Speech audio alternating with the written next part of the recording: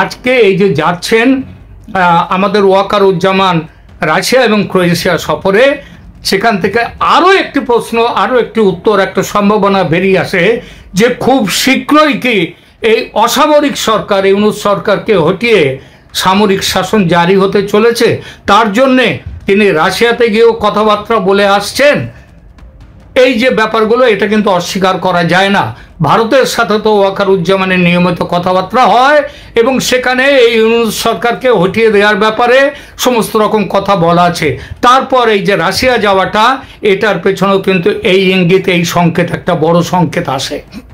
আজ 6ই এপ্রিল সকালে বাংলাদেশের সেনাপ্রধান জেনারেল ওয়াকারুজ্জামান তিনি বিদেশ সফরে গেছেন। তার এই বিদেশ সফর এর আগে আমরা জানি যে তিনি বিদেশ সফর এর আগে দুবার করেছেন। একবার তিনি ক্ষমতায় বসার পর, একবার তিনি আমেরিকায় গেছিলেন, ইউএসএ, সেখান থেকে কানাডা গেছিলেন, কানাডা থেকে ফিরে আসেন। তারপর আর একবার এই মাসখানেক আগে তিনি গেছেন আমাদের সেন্ট্রাল আফ্রিকায়, সেখানে গিয়েছিলেন। সেখান থেকে তিনি আবার ফিরে আসেন, বোধহয় সম্ভবত 7ই মার্চ তারিখে তিনি ফিরে এসেছিলেন দেশে। এবার তার এই যে সফরটি হতে যাচ্ছে, এটি 3 নম্বর সফর। এটা কোথায় যাচ্ছেন? এটা প্রথমে ভাবা গিয়েছিল যে বাংলাদেশের সাথে যাদের এখন খুব বড় আত্মিক সম্পর্ক তৈরি হচ্ছে, সেই আত্মিক সম্পর্ক যেখানে তৈরি হচ্ছে, 1 পাকিস্তান এবং 2 চীন, এই দুটো জায়গার, এই দুটো দেশের কোনো একটাতে হয়তো যাবেন তিনি। বিশেষত কয়েকদিন আগে চীন থেকে ঘুরে এসেছেন বাংলাদেশের প্রধান উপদেষ্টা জনাব ডক্টর মোহাম্মদ ইউনূস, এবং এ খবরও পাওয়া যাচ্ছে কয়েকদিনের মধ্যে পাকিস্তান থেকে সেখানকার উপপ্রধানমন্ত্রী তিনিও এবং তারও সাথে সেখানকার পাকিস্তানের বড় একটা দল, তারা আসছেন সরকারিভাবে বাংলাদেশ সফর করতে। এই পরিস্থিতিতে ভাবা গিয়েছিল যে হয়তো আমাদের ওয়াকারুজ্জামান সাহেব তিনি চীন অথবা পাকিস্তান, এই দুটো জায়গার কোনোটাতে যাবেন। বিশেষত এই 2 দেশের সঙ্গে বাংলাদেশের নতুন প্রণয় সম্পর্ক খুব ভালোভাবে যেখানে তৈরি হতে চলেছে এবং অনেকটা হয়ে গেছে ইতিমধ্যে। কিন্তু দেখা যাচ্ছে তিনি এই 2 দেশের কোনো জায়গায় যাচ্ছেন না, তিনি ভারতেও আসছেন না, তিনি যাচ্ছেন রাশিয়াতে এবং ক্রোয়েশিয়াতে। রাশিয়া, আপনারা জানেন যে রাশিয়া এমন একটা দেশ যার কিছুটা এশিয়ার মধ্যেও আছে, আবার ইউরোপের মধ্যেও আছে। আর ক্রোয়েশিয়া হচ্ছে এমন জায়গা যেটা হচ্ছে পুরোপুরি ইউরোপের মধ্যে রয়েছে। ক্রোয়েশিয়া ছোট্ট একটা দেশ, কিন্তু এই 2 দেশে যাওয়ার 6 তারিখ থেকে 10 তারিখ পর্যন্ত আমাদের যে ওয়াকারুজ্জামান সাহেব তিনি থাকবেন রাশিয়াতে, এবং 10 তারিখে তিনি যাবেন ক্রোয়েশিয়াতে। ক্রোয়েশিয়ার থেকে তিনি দেশে ফিরে আসবেন 12 তারিখে। এই সফর থেকে দুটো জিনিস কিন্তু অনুধাবনযোগ্য। এক হচ্ছে বাংলাদেশের সেনার মধ্যে ওয়াকারুজ্জামান তার গ্রিপ, তার মুঠি এত শক্ত করে রেখে দিয়েছেন যাতে তিনি এই সময়ে, পার্টিকুলারলি আমরা যখন চারদিকে যখন শুনতে পাচ্ছি যে বাংলাদেশ সেনার মধ্যে একটা গোষ্ঠী দ্বন্দ্ব এবং পাকিস্তানপন্থী ইত্যাদি ব্যাপার ট্যাপারগুলো খুব বেড়ে গেছে, সেই সময়ও তিনি দেশ ছেড়ে 1-2 দিনের জন্য নয়, 7 দিনের জন্য, প্রায় 6 তারিখে যাচ্ছেন, 12 তারিখে ফিরছেন।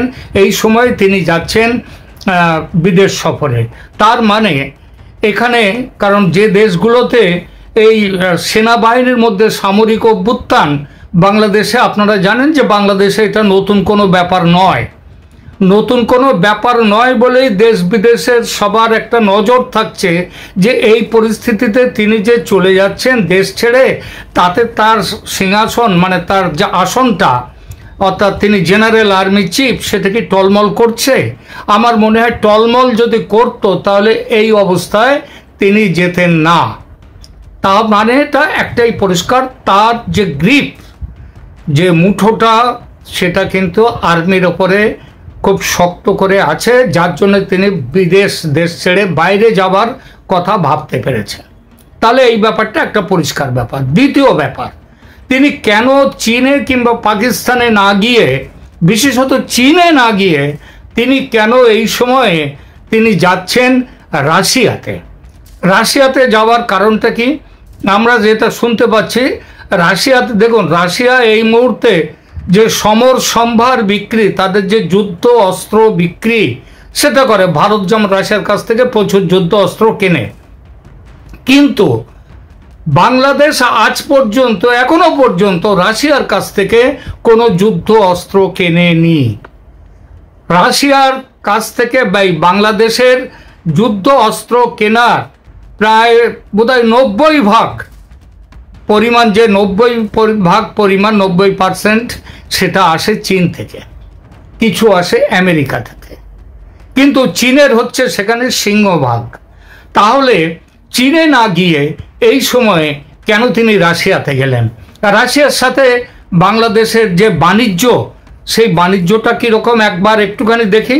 দেখুন, রাশিয়া থেকে বাংলাদেশ, রাশিয়া বাংলাদেশের যে বাণিজ্য যেটা পরিমাণ, সেটা আমি এটা বলছি 2021 সালের হিসাবটা বলছি, যে রাশিয়াতে বাংলাদেশ এক্সপোর্ট করেছে $1.27 বিলিয়ন মার্কিন ডলার পরিমাণ। এটা তারা রাশিয়াতে এক্সপোর্ট করেছে। আর রাশিয়ার থেকে ইম্পোর্ট করেছে কি 1.72, মানে এক্সপোর্ট করেছে $1.27 বিলিয়ন ডলার, আর ইম্পোর্ট করেছে রাশিয়ার থেকে, নিয়ে এসছে $1.72 বিলিয়ন ডলার, অর্থাৎ বেশি করেছে, মানে তাদের বেশি নিয়ে এসছে রাশিয়া থেকে। এবার কি কি জিনিস এনেছে দেখুন, রাশিয়া মূলত বাংলাদেশ থেকে নিয়েছে রেডিমেড গার্মেন্টস, আর আমদানি করেছে কি বিভিন্ন মেশিনারি, বিভিন্ন ইকুইপমেন্ট, কিছু মেটাল এবং ফুড আইটেম, খাবার দাবার, এইগুলো করেছে। তাহলে কি রাশিয়াতে আজকে যেভাবে আমেরিকা ট্যারিফ বাড়িয়ে দিয়েছে, 37% ট্যারিফ শুল্ক দিয়েছে বাংলাদেশের ওপরে, তাহলে কি রাশিয়াতে যাতে আমেরিকার একটা বিকল্প বাজার, বাংলাদেশের মূল শিল্প হচ্ছে পোশাক রপ্তানি, সেই পোশাক রপ্তানির একটা নতুন কেন্দ্র, এটা আরও বাড়াবার জন্যে, যেটা আমেরিকায় যেত তার পরিবর্তে একটা বাজার দেখবার জন্যে কি রাশিয়ার কাছে গেছেন? খুবই স্বাভাবিক। দ্বিতীয় আরেকটি স্বাভাবিক ব্যাপার আছে, যেটা হচ্ছে চীন ছাড়া, কারণ ওদিকে আমাদের ইউক্রেনের সঙ্গে রাশিয়ার যুদ্ধ স্তীমিত হয়ে এসছে এবং কিছুদিনের মধ্যে থেমে যাবে বলে আশা করা যায়। সুতরাং রাশিয়াকে তার যুদ্ধ অস্ত্র বিক্রি করতে হবে। সুতরাং এই যুদ্ধ অস্ত্র বিক্রি করার জন্যে এবং সেখান থেকে চীনের পরিবর্তে চীন থেকে বেরিয়ে রাশিয়াতে গিয়ে সেখান থেকে নিয়ে আসার জন্য কি যুদ্ধস্ত্র কিনবার জন্য কি আজকে যাচ্ছেন, সেখানে গেলেন, সেখানে আমাদের জেনারেল ওয়াকারুজ্জামান। এর সম্ভাবনাটা তীব্র, এটাও তীব্র সম্ভাবনা। এই জন্যই এই সম্ভাবনা, আপনি খেয়াল করে দেখুন যে আমাদের বাংলাদেশের যে প্রধান উপদেষ্টা, তিনি যে লাইনে, রাজনৈতিক লাইনে চলছেন, সেই লাইনের বিরুদ্ধে চলছেন কিন্তু আমাদের ওয়াকারুজ্জামান সাহেব। তিনি কি তাহলে তিনি এখন যদি ট্রেডের জন্য যাওয়া হয়, ব্যবসার জন্য যাওয়া হয়, শুধু সাধারণ ব্যবসার জন্য, রেডিমেড গার্মেন্টস ইত্যাদির জন্য যদি যাওয়া হয়, তাহলে আমাদের ওয়াকারুজ্জামান সাহেব কেন যাবেন? সেটা যাওয়ার কথা হচ্ছে বাংলাদেশের যে সরকার রয়েছে এখন, তার যে উপদেষ্টা এই বাণিজ্য সম্পর্কে, ট্রেডের, তার যাওয়ার কথা। অর্থাৎ তিনি মূলত যাচ্ছেন রাশিয়ার সাথে, মানে চীন ছাড়া আর একটা পাওয়ার সেন্টার, তার দিকে, তার উপরে কিন্তু তিনি নির্ভর করবার জন্যেই তিনি সেই বার্তা দেওয়ার জন্য তিনি রাশিয়াতে যাচ্ছেন। আরও মনে রাখতে হবে, রাশিয়া হচ্ছে ভারতের সবথেকে, পৃথিবীর সবথেকে কাছের বন্ধু, অল ওয়েদার ফ্রেন্ড। সুতরাং ভারতের সাথে তো ওয়াকারুজ্জামানের একটা সম্পর্ক আছে, সেই সঙ্গে রাশিয়ার সাথে তিনি গেছেন যুদ্ধাস্ত্র চীনকে বাদ দিয়ে রাশিয়ার কাছ থেকে যুদ্ধাস্ত্র কিনবার পরিকল্পনা এক। দুই হচ্ছে সেখানের সাথে তার আর একটা সাধারণ বাণিজ্য বাড়াবার জন্যে। তাহলে সাধারণ বাণিজ্য বাড়াবার জন্য যে ক্রোয়েশিয়াতে যাচ্ছেন, ক্রোয়েশিয়ার সাথে বাংলাদেশের কি ট্রেড সেটাও একটু দেখা যাক, তাদের ব্যবসাটা কি। দেখুন খবর এখানে দেখতে পাচ্ছি যে ক্রোয়েশিয়ার সাথে, ক্রোয়েশিয়ার ছোট্ট দেশ, 1 কোটি লোকও নেই সেখানে, সেই দেশের সাথে বাংলাদেশ 2023 সালে আমদানি করেছে $7.84 মিলিয়ন, বিলিয়ন নয়, মিলিয়ন ডলার, খুবই সামান্য। কি আমদানি করেছে? মূলত কি কি জিনিস আমদানি করেছে বাংলাদেশ ক্রোয়েশিয়া থেকে? ওই খুচরো নানা রকমের যন্ত্রপাতি। আর রপ্তানি করেছে বাংলাদেশ ক্রোয়েশিয়াকে তার থেকে বেশি, $9.87 মিলিয়ন। এখানেও মিলিয়ন, বিলিয়ন নয়। কি রপ্তানি করেছে? মেয়েদের পোশাক, মহিলাদের পোশাক রপ্তানি করেছে, যেটা সেলাই করা আননিটেড, সেই পোশাকগুলো রপ্তানি করেছে। এখন এই যে, তার মানে বোঝা যাচ্ছে সেখান থেকে যুদ্ধাস্ত্র কেনার কোনো কথা নেই, যুদ্ধাস্ত্র মানে সেখানে যুদ্ধের ব্যাপারে তাদের সাথে কোনো রকম প্রতিরক্ষা সামরিক সংক্রান্ত কোনো কথাবার্তা নয় তাদের সাথে, স্রেফ ব্যবসা। এবং সেখানেও কিন্তু দেখুন, সেখানে এটাও কিন্তু আমাদের যে সেনা প্রধানের সামরিক সংক্রান্ত ব্যাপার নয়। সুতরাং তাহলে এই যে যাচ্ছেন সেখানে থাকবেন, ক্রোয়েশিয়াতে থাকবেন, 10 তারিখে যাবেন সেখানে রাশিয়া থেকে, 12 তারিখে সেখান থেকে বাংলাদেশে আসবেন। অর্থাৎ তাহলে এখন এইবার প্রশ্ন আছে যে বাংলাদেশের যে ইউনূস সরকার, তারা করছে কি, একটা চীন পাকিস্তান একটা অ্যাক্সিস, তার মধ্যে যাচ্ছেন। আর আমাদের সেনাপ্রধান ওয়াকারুজ্জামান তিনি তার বাইরে, বরং ভারত যার সাথে, ভারতের সাথে যাদের অ্যাক্সিস বা একটা যোগাযোগ সব থেকে বেশি, সম্পর্ক বেশি, তাদের কাছে গেলেন, রাশিয়ার সাথে। আরও বড় কথা হচ্ছে ওই এক পারমাণবিক যে একটা শক্তি কেন্দ্র, মানে বিদ্যুৎ কেন্দ্র স্থাপন রাশিয়া যেটা করছে, সেটা নিয়ে এই আমাদের বাংলাদেশের ইউনূস সরকারের সব লোকজন, এমনকি ইউনূস নিজে পর্যন্ত বলেছিলেন রাশিয়ার থেকে ঘুষ খেয়ে এই পারমাণবিক বিদ্যুৎ কেন্দ্র স্থাপন করতে গেছেন শেখ হাসিনা। এবং রাশিয়ার প্রেসিডেন্ট পুতিন তার প্রচণ্ড বিরোধিতা করে বলেছিলেন মামলা করুন, আমরা মামলায় গিয়ে সেখানে হাজিরা দেব এবং দেখাবো আমরা ঘুষ দিইনি, আমরা ওখানে টেন্ডার ডেকে, যেটা ডাকা হয়েছিল তার পরিপ্রেক্ষিতে আমাদের টেন্ডার অ্যাকসেপ্ট হওয়ার ফলে সেখানে করেছি। অর্থাৎ ইউনূসের সাথে রাশিয়ার সম্পর্ক কিন্তু অত্যন্ত ভালো নয়, বরং খুব কাটাকাটির সম্পর্ক, বিরুদ্ধ সম্পর্ক। এবং ওই বিদ্যুৎ কেন্দ্র নিয়েও কিন্তু একটা বড় ব্যাপার।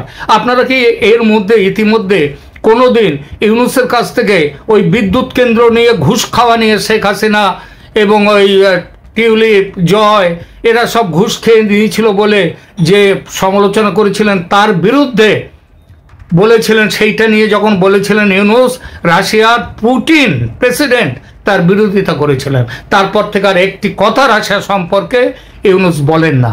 তো এই পরিস্থিতিতে আজকে এই যে যাচ্ছেন আমাদের ওয়াকারুজ্জামান রাশিয়া এবং ক্রোয়েশিয়া সফরে, সেখান থেকে আরও একটি প্রশ্ন, আরও একটি উত্তর, একটা সম্ভাবনা বেরিয়ে আসে যে খুব শীঘ্রই কি এই অসামরিক সরকার, ইউনূস সরকারকে হটিয়ে সামরিক শাসন জারি হতে চলেছে। তার জন্যে তিনি রাশিয়াতে গিয়েও কথাবার্তা বলে আসছেন। এই যে ব্যাপারগুলো, এটা কিন্তু অস্বীকার করা যায় না। ভারতের সাথে তো ওয়াকারুজ্জামানের নিয়মিত কথাবার্তা হয় এবং সেখানে এই ইউনূস সরকারকে হটিয়ে দেওয়ার ব্যাপারে সমস্ত রকম কথা বলা আছে। তারপর এই যে রাশিয়া যাওয়াটা, এটার পেছনেও কিন্তু এই ইঙ্গিত, এই সংকেত, একটা বড় সংকেত আসে। সুতরাং আমরা এই ব্যাপারটা আমরা মাথায় রাখলে, আজকে হঠাৎ কেন রাশিয়া এবং ক্রোয়েশিয়াতে গেলেন আমাদের জেনারেল ওয়াকারুজ্জামান, তার একটা কারণ খুঁজে পাওয়া যায়। আপাতত যখনই যা হবে আমরা আপনাদেরকে জানাবো। আপাতত এখানেই রাখছি, ভালো থাকবেন।